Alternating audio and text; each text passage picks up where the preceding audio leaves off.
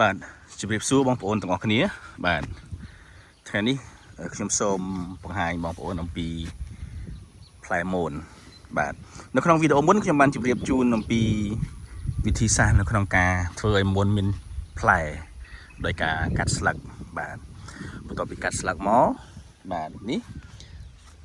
រយៈពេល45ថ្ងៃទៅ55ថ្ងៃគឺដល់ពេលដែលមនយើងផ្លែទុំអាចប្រមូលផលបានបាទនេះគឺជាទស្សនវិជ្ជាដើមមនដែលយើងបង្ហាញពីវីដេអូមុនបាទនៅពេលដែលយើងកាត់ស្លឹកអស់ហើយឥឡូវយើងចាប់ផ្ដើមរយៈពេលជាង50ថ្ងៃចាប់ផ្ដើមទុំហើយនេះបងប្អូនបាទនេះយើងឥឡូវយើងកំពុងតែប្រមូលផលនេះបងប្អូននេះយើងកំពុងតែបេះមនផ្ញើជូនភ្ញៀវកំងបាទបងប្អូនឃើញផ្លែនេះបាទផ្លែវានេះជាផ្លែមនបាទធំល្អហើយរសជាតិវាផ្អែមឆ្ងាញ់បាទនេះមននេះគឺផ្លែលើកទី4បងប្អូនបានន័យថាផ្លែ4ដងហើយទៅចាប់ពីយើងចាប់ផ្ដើមដាំមកអញ្ចឹងណាបាទយើងចាប់ផ្ដើមដាំរយៈពេល8ខែយើងចាប់ផ្ដើមកាត់ស្លឹកបាទចាប់ពីថ្ងៃដាំមករយៈពេល8ខែយើងកាត់ស្លឹកបន្ទាប់ពីកាត់ស្លឹកមកពី45ថ្ងៃទៅ55ថ្ងៃហ្នឹងគឺយើងចាប់ផ្ដើមប្រមូលផលហើយប៉ុន្តែនៅពេលយើងដាំវគ្គដំបូងវាអត់សូវផ្លែច្រើនទេដោយសារដើមវានៅតូចមិនសូវមានមែកច្រើនបាទអញ្ចឹងនៅពេលដែលផ្លែលើកទី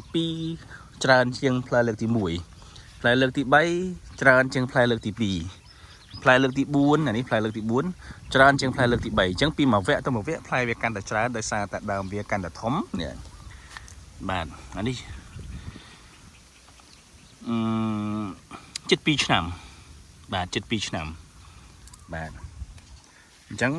ដើមវាកាន់តែធំឬវាកាន់តែច្រើនមែកវាកាន់តែច្រើនបាទមែកវាកាន់តែច្រើនអញ្ចឹងផ្លែវាកាន់តែច្រើននេះវាផ្លែតាមមែកអញ្ចឹងឃើញទេបាទកាលណាមានមែកមានផ្លែមានមែកមានផ្លែអញ្ចឹងកាលណាយើងទុកកាន់តែយូរមែកវាកាន់តែច្រើនផ្លែវាកាន់តែច្រើនបាទ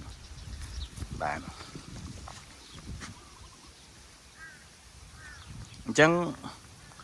បន្ទាប់ពីផ្លែបន្ទាប់ពីយើងបេះបានអស់ហើយប្រមូលផលអស់ហើយយើងត្រូវឲ្យវាសម្រាកមួយខែកន្លះបាទសម្រាកមួយខែកន្លះបន្ទាប់ពីសម្រាកមួយខែកន្លះហើយបានយើងចាប់ផ្ដើមកាត់ស្លឹកម្ដងទៀតដើម្បីឲ្យវាផ្លែទៀតបាទបើយើងថែទាំការស្រោចទឹកការដាក់ជីអីបន្ថែមការជាពិសេសខែប្រាំងយើងត្រូវយកចំបើងគ្របគល់បាទ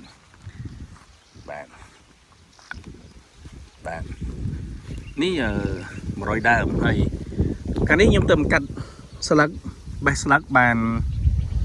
ប្រហែលជាមួយសប្តាហ៍ចាប់ផ្ដើមភ្លុះមកហើយនេះបងប្អូនឃើញទេអញ្ចឹងបងប្អូនឆ្ងល់ថាហេតុអីបានយើងអត់ឲ្យវាផ្លែទាំងអស់ដំណើរគ្នាបាទយើងអាចឲ្យផ្លែទាំងអស់ដំណើរគ្នាក៏បានដែរក៏ប៉ុន្តែយើងអត់អាចបេះទាន់យើងអាចប្រមូលផលទាន់អញ្ចឹងទេយើងឲ្យវាផ្លែបណ្ដាគ្នាអញ្ចឹងណាបងប្អូនផ្លែបណ្ដាគ្នាអញ្ចឹងបាទអញ្ចឹងត្រឡប់មកវិញចង់ជម្រាបបងប្អូនថានៅក្នុងការដាំដើមមនវិធីសាស្ត្រនៅក្នុងការគ្រប់គ្រងឲ្យវាផ្លែគឺត្រូវថែទាំវាថែទាំហើយយើងត្រូវកាត់ស្លឹកបន្ទាប់ពីកាត់ស្លឹកមកយើងស្រោចទឹកបាទស្រោចទឹកឲ្យគ្រប់គ្រាន់ទៅដាក់ជីបាទហើយរយៈពេល45ថ្ងៃទៅ55ថ្ងៃវាចាប់ផ្ដើមផ្លែចាប់ផ្ដើមទុំយើងអាចបេះបានបាទអញ្ចឹងទេសម្រាប់បងប្អូនដែលមានចម្ងល់ពាក់ព័ន្ធនឹងបញ្ហាបច្ចេកទេសក្នុងការដាំមនបងប្អូនអាចសាកសួរបានខ្ញុំរីករាយនឹងជម្រាបជូនបាទសូមអរគុណ